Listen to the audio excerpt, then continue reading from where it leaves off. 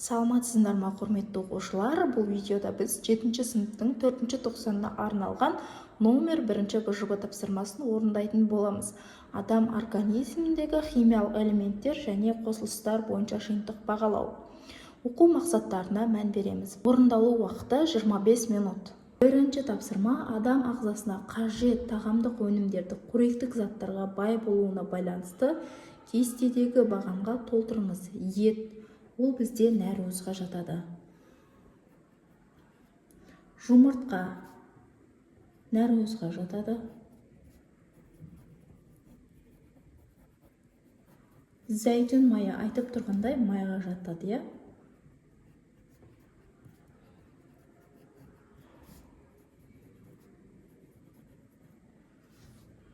Алма дәруменге жатады. Нан көмірсуға жатады. Күріш көмірсуға жатады. Грек жаңғағы нәруызға жатады.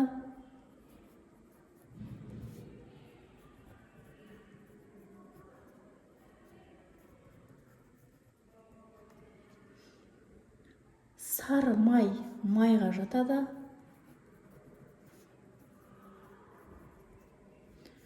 Апельсин дәруменге жатады.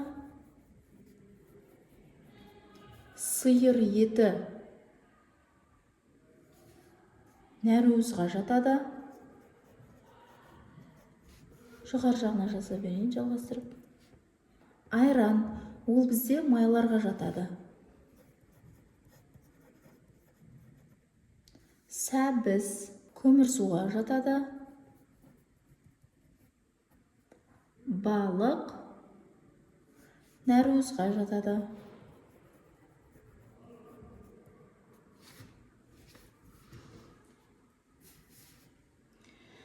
Екінші тапсырма: тағам құрамындағы қоректік заттарды сапалық реакциялар арқылы анықтауға болады. Кестеде берілген ерітінділер арқылы анықталатын затты және анықтау принциптерін жазыңыз. Осындай кесте берілген органикалық зат, реагент, байқалатын өзгеріс. Мыс сульфаты 2 және натрий гидроксиді ерітінділері берілген. Бұл бізде бюрет реакциясы. Бұл кезде біз белоктарды анықтаймыз, я? Белокты, яғни нәруыз және ақуызды.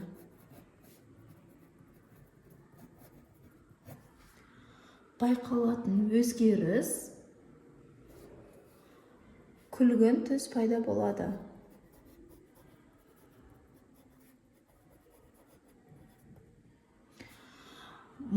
Бұл тапсырмаларды біз 4-ші практикалық жұмыста орындаған болатынбыз, я? Ал грек жаңғағы сүзгі қағаз берілген. Біз бұл кезде грек жаңғағын немесе күнбағысты алып, сүзгі қағазының үстіне майдалаған кезде сүзгі қағазының май болғанын байқайтын боламыз. Біз органикалық затқа майды анықтау деп жазамыз.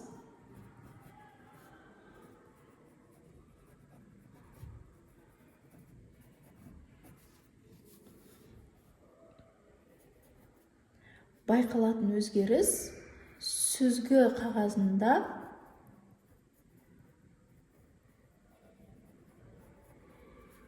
май пайда болады.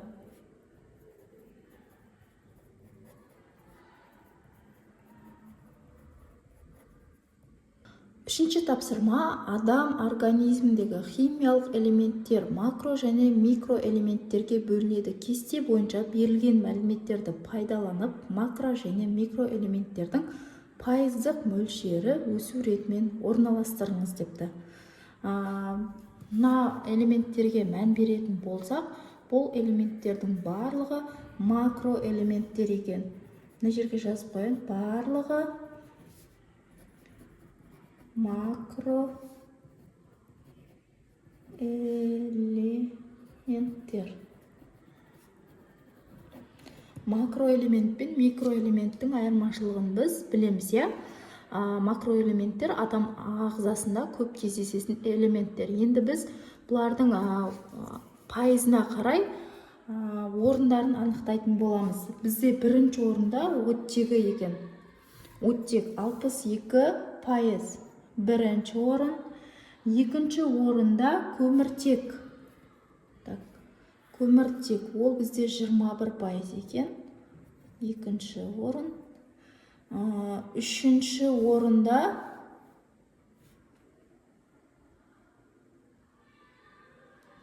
сутек.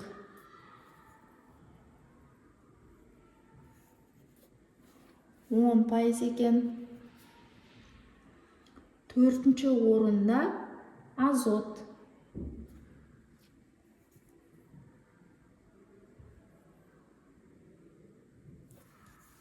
3% екен.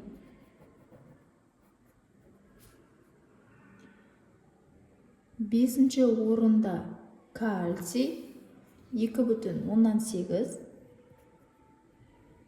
Алтыншы орында фосфор. Дәл осылай пайыздарына қарап орын қойып кете береміз. Төртінші тапсырманың А бөлімі берілген сурет бойынша фотосинтез және тыныс алу үдерісінде жүретін химиялық реакцияларын сөздік теңдеумен жазыңыз. Фотосинтез көміршқыл газы,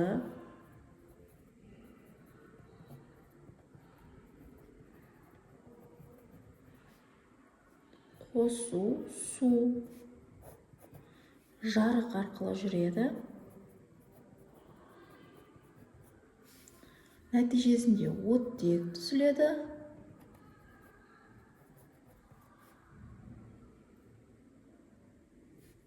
Және глюкоза. Бұл біздің кітабымызда дайын. Тыныс алу, майлар,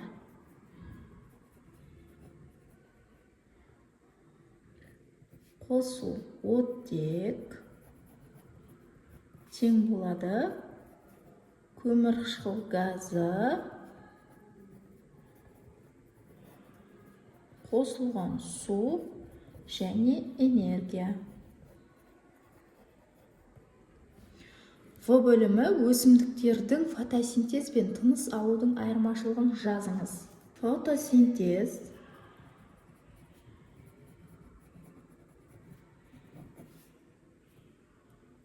кезінде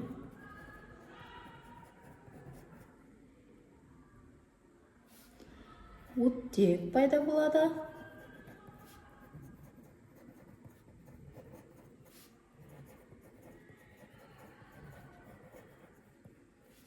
Ал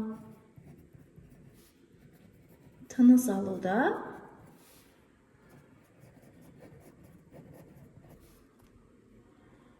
оттек пайдаланылады.